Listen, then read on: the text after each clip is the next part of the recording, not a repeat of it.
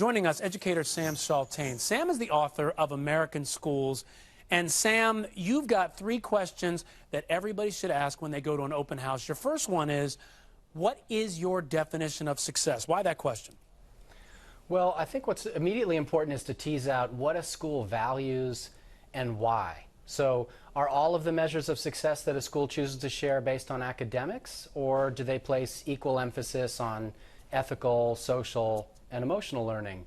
Has the school spent time thinking about, of all of the skills and habits that a young person can acquire by the time they graduate, which 5 or which 10 are most important for this school to inculcate in its students, and how?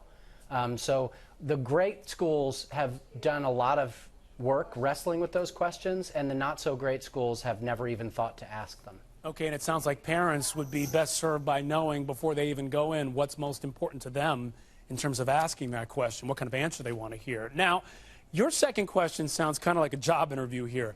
What are you most proud of at your school, and where do you need the most work? Tell us about that one. Yeah, the key to this question is the 2 parts. I think every school should know pretty quickly what it does well, and we should too. But what will really start to distinguish schools is the extent to which they also understand where are we struggling, and therefore where are we focusing our energies to close the gap.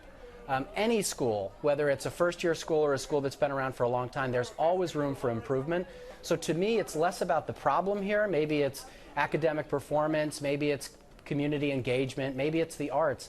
It doesn't matter so much what the problem is, but that the school recognizes that there is one and that they're already taking steps to address it. All right. Now, third, tell me about your faculty and how long do they stay? Why?